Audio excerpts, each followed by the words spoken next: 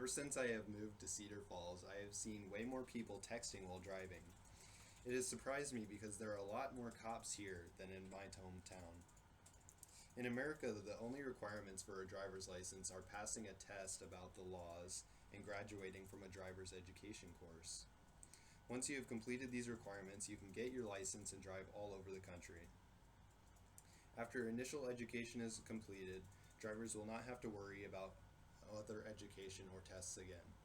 Drivers in America are undereducated and given lots of leeway on the rules of the roads.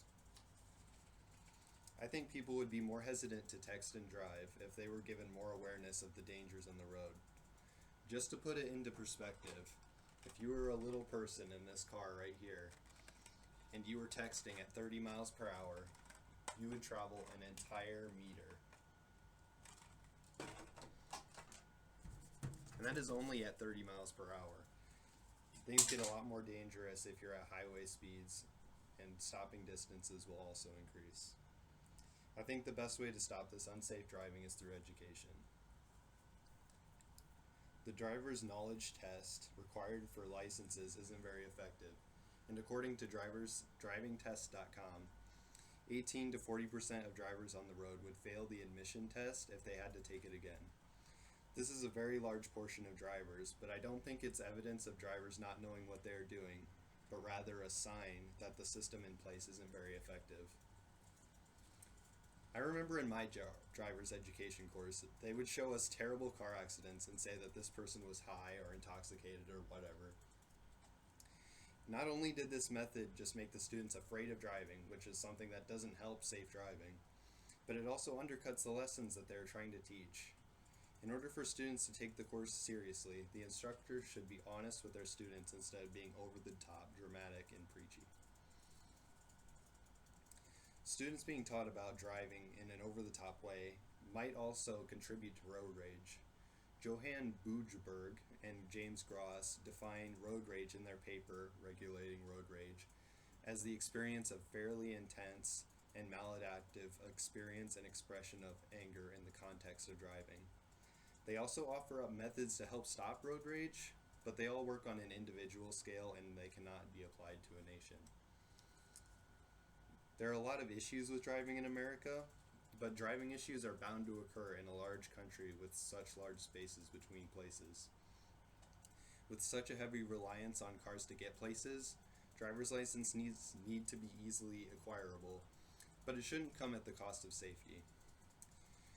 Driver's education in America needs to be improved, and the laws around driving could use a rework.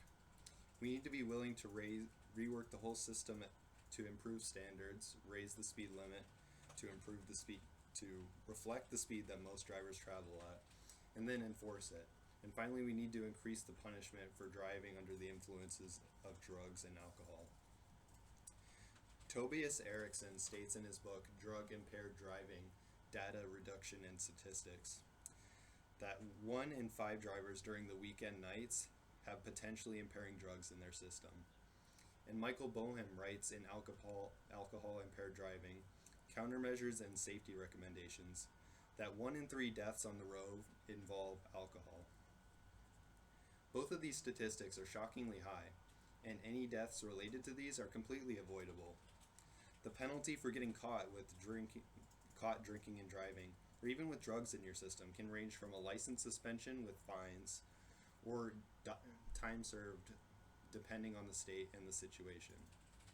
If the consequences of drinking and driving were so severe that people wouldn't find it worth it, then most people wouldn't do it.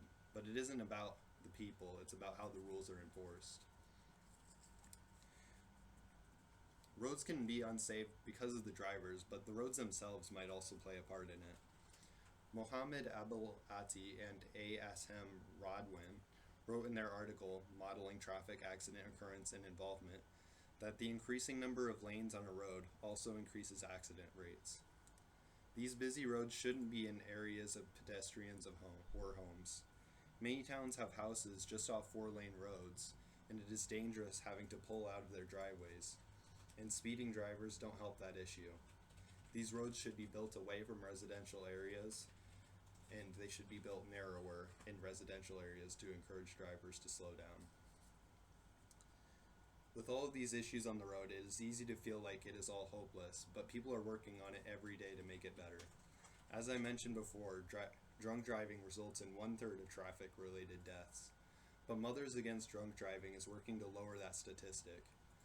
Mothers Against Drunk Driving is a nonprofit organization based in Irving, Texas that aims to eliminate drunk driving from a road. They also support victims that are grieving from drunk driving accidents. The organization was formed by the victim of a drunk driving accident, and since then, the organization has estimated to save 300,000 lives. If you would like to support these people, you can find their link to the website in the references.